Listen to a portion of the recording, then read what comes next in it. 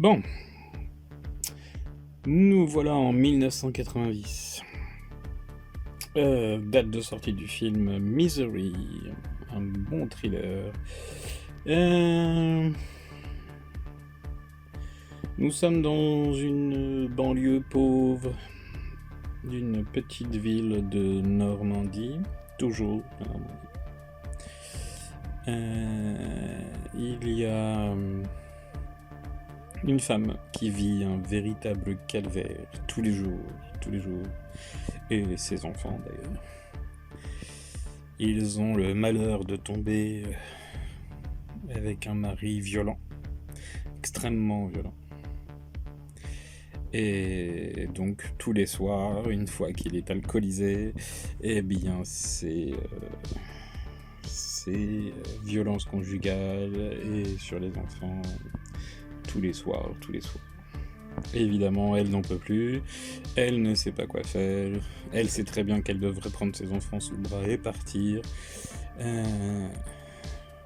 Ils sont 3 enfants.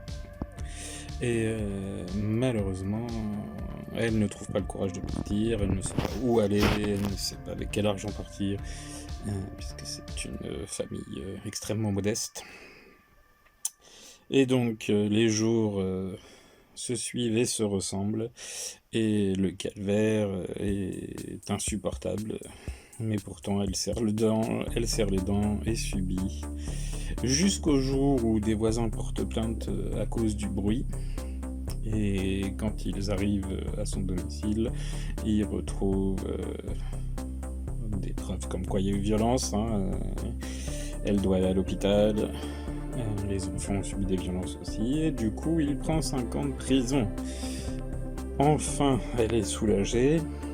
Elle sait que c'est de courte durée, mais c'est toujours ça. C'est toujours bon. Tout le monde lui dit qu'il faut profiter pour quitter la région, ne pas lui laisser le temps de revenir. Et puis la vie suit son cours, ça passe vite. Elle est enfin heureuse, tout se passe bien. Elle rencontre même quelqu'un au bout de quelques temps, avec qui tout se passe bien. Donc elle profite de la vie pendant plusieurs années. Les enfants vont bien, tout se passe bien. Elle s'est fait des amis, puisqu'elle s'était évidemment enfermée dans son monde glauque et sinistre. Chaque petit moment, elle profite de ses enfants. Les enfants travaillent de nouveau bien à l'école. Ça va de mieux en mieux. Elle ne pense même pas au jour de sortie de son mari. C'est tellement loin tout ça qu'elle n'y pense plus. Du coup, elle reste dans cet appartement. C'est une erreur, certes, mais tellement soulagée. Et puis voilà, là c'est loin des yeux, loin de la douleur. Tout se passe bien. Jusqu'au jour, ce fameux jour qui devait arriver, où son mari est libéré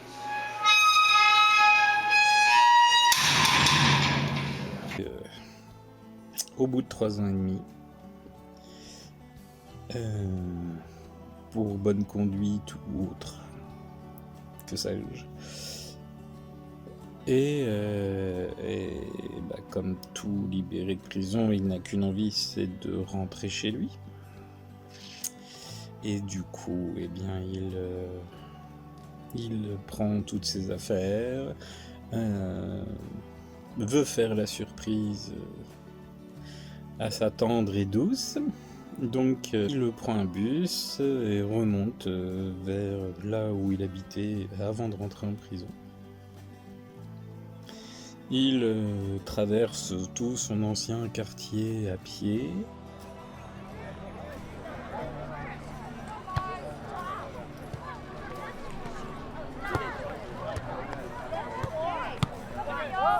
Et arrive au pied de son immeuble.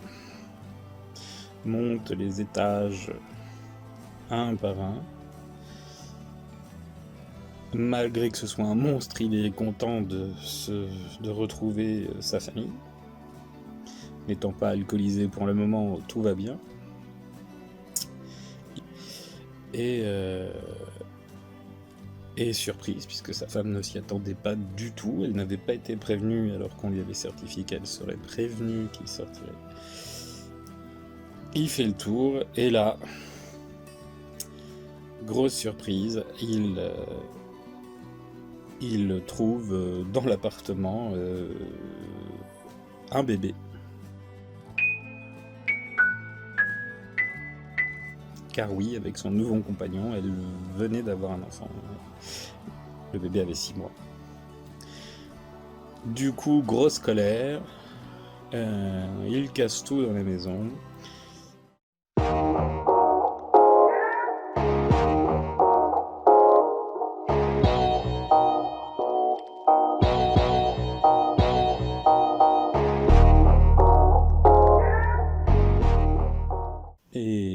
Et part. Quitte l'appartement. Après 1 heure d'engueulade et de violence, alors pas physique directement, mais casser tout dans la maison. Elle ne vivait pas avec son nouveau petit ami, et en plus il travaille de nuit, donc traumatisée mais soulagée que ce soit fini. Elle se doute bien qu'il n'en avait pas fini totalement, mais elle se dit bon bah voilà, il est au courant maintenant, au moins il est pas là, et il est parti. Donc elle se doute bien que c'est pas fini, connaissant le loustic, mais elle se dit bon bah ce qui est fait est fait quoi. Il l'a appris, si bien il n'y avait pas de bonne façon pour l'apprendre,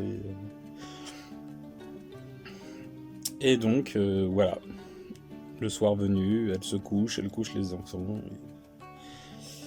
Et malheureusement, la nuit arrive.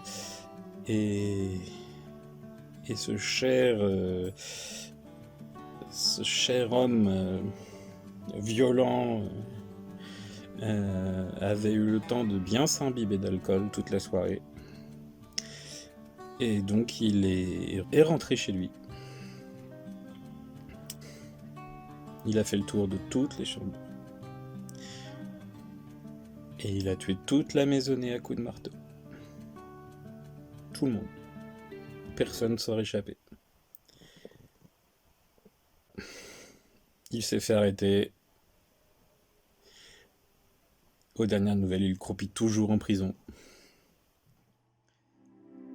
La violence conjugale peut prendre la forme d'actes isolés qui ne se reproduisent pas, ou bien d'actes répétés habituels.